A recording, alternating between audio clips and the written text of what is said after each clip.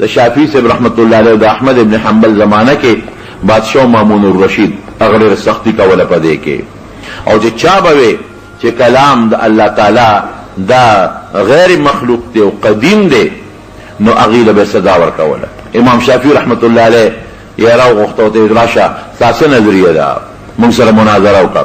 نو شافعی صاحب خيارو هغه د دجله د دریاب د پاسه بکینو مناظره وکاو په دریاب بکینو او لار د دریاب په غاړه کې ناست او راشه هغه مطلب دا چې د خپل کرامت اظهار وکم نو دی به پوي شي چې دا سړی په حق دی.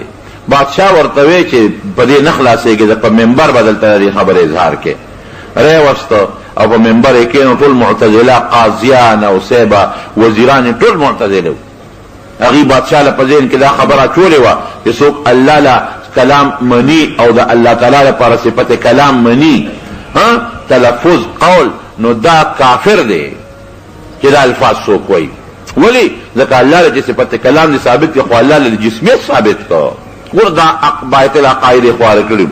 امام شافعی په منبر کې نو وایي استا قرآن متعلق څه خبره ده نو شافعی سے بوخیارو هغه راشه اوس کده چې کلام الله دی او غیر مخلوق دی سزا درکې نو په دې ګوته را سکړي وی الکتب الخمس كلها حادث په دې ګوته اشاره وکړه نو دا هغه مطلب سو حادث مخلوق پنځه والا کتابونه ټول حادث او مخلوق دي او په دې ګوته اشاره وکړه کتابونو ته په ګوته باندې اشاره وکړه نو ځان اخلاص کړه پوښي په خبره ځکه چې په ګوتو اشاره کوي چې دغه پنځه کتابونه ګوره دغه پنځه کتابونه چې دي کنه دا ټول حادث او مخلوق دي نو په ګوتو چې اشاره کیږي هو کلام نفسي ته نه کیږي کلام لفظي ته کیږي بزان اخلاص کول مې سرته تختې ده. احمد ابن حنبل رحمت الله علیه راوغوښته راوی غوستاسه عقیده ده وی ما خدا عقیده را چې کلام الله غیر مخلوق کلام د الله غیر مخلوق دی او لفظي بالقران مخلوق لږه په قران کوم تلفظ کوم دا مخلوق دی ویله سزا ورکړي جیل کې واچوي د سپینګي عالم په جیل کې واچو او ډېر ذات سخته په تیر کړی ډوړې نه ورکوله خیال دراغه او به نه ورکوله او دسته پاره ول تنظیم د وبو نه کو په دې خوارې تکلیفونه تیر شو. بیا بادشاہ راوخته وی راوله چې راوسته ته زنجیرونه چولی په لاسونو په داخو کې نو دی وی چې سخت په ما په دی و چې ماته ساروي او درو وی دې ته خېجا نو زه کوم دې خاطر شوم خپې مې په ځولانو تړلې شوی وي او لاسونه مې تړلې شوی او غیبر علی غزار د شان راکاو چې خېجا نو چې یو ځل ختم را پرې وتم نو دا ما خو دا پوز او ارسمه ولګېدل نو بیا پاسې دې نشم ځکه لاس په مې تړلې وی خیر په ډېر تکلیف په ساروي باندې سور شو. د بادشاہ مجلس تر مامون رشید ورسېدم الته کې ودرېدم وی خیر مناظره شروع شو مناظره خو بده ګټله او دا غری دا سو ته ویل کېږي مناظره خو بده ګټله وی بادشاہ ما ته وی چې زه خو نه پوهېږم زما دا قاضي پوهېږه وی بس قاضي یو نه منله خیر قصه اوږده خو فیصله په دې باندې وشي دله دورې ورکې نو سه بدله دورې ورکې دا شاګردان خواران ورته ناستو لومبه دورې ولا ورکړه څنګه وی بسم الله چې لومبه دورې ولا ورکړه چې دویمه دورې ولا ورکړه ولا حول ولا قوة الا بالله او چې دریمه دورې ورکړه ولا نوې چې لا يصيبني الا ما كتب الله لي چې سلورمه دورې ورکړه وی القرآن كلام الله غير مخلوق ولفظي بالقرآن مخلوق او چې دې سلورمه دورې ولا ورکړه دنه پرتګ شلې ده اخو وهه کنه دې دې باندې دا پرتګاخ ته وشلې ده بچ پرتګاخ ته وشلې ده شاګردانی مو چغه شوي خدای دا خو زمونږ خو لوی محدث ته سپینګي عالم دی متقی نو سړي زور باندې درک کوي نو شاګردانی مونږ چې خدای او تاسو به کشف د عورت راشي دغه کمیسه ته استری او پرتګ دی دا پرتګ وشلې ده د اثر د اسمان ته اوچت او چې سړي راخکته ک نو پرتګ ته الله نه غردو هغه پرتګ کته کېده واپس اوچت شو ور پورې کلک شو سره دې نه چې پرتګا خښته دي خیر بیا به هوش شو دی غریب تا به هوش کې یو نو بیا ته شاګردان تاسو کوي چې ما دا غزربه راکړو دا پرتګ میوش لیدا په ما وی چې یا الله کذا په حق اللهم ان كان ما اقول حقا فاسترني خدای زما پرده راولي چې زما کشف د عورت را نشي.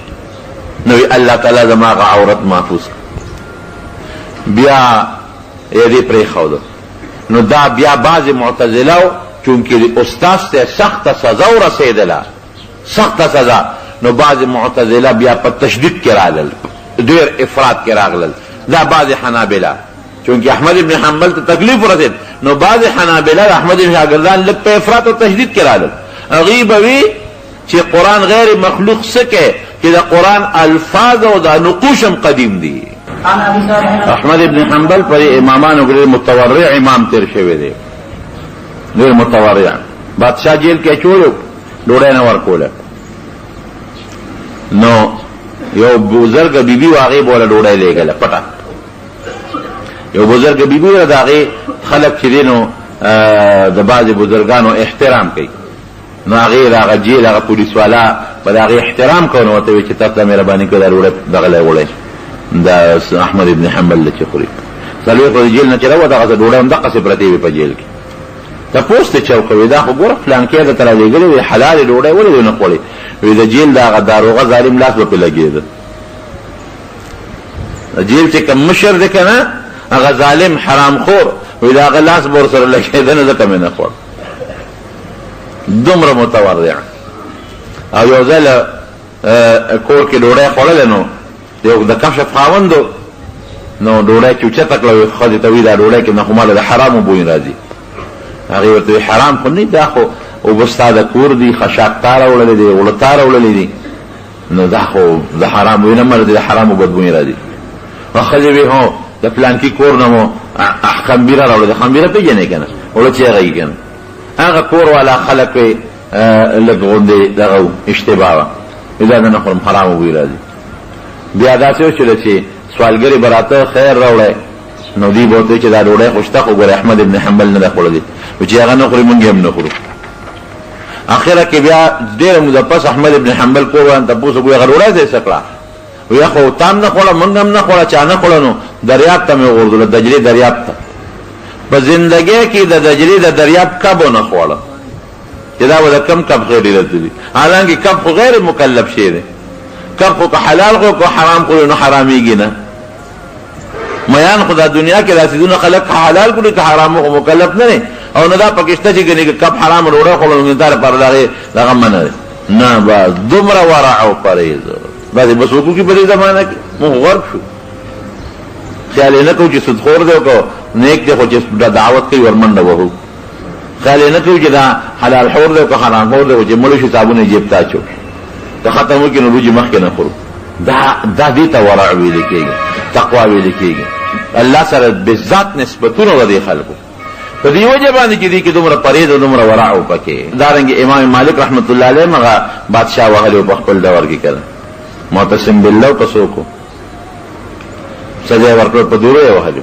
مالک څومره سپینګیری عالم.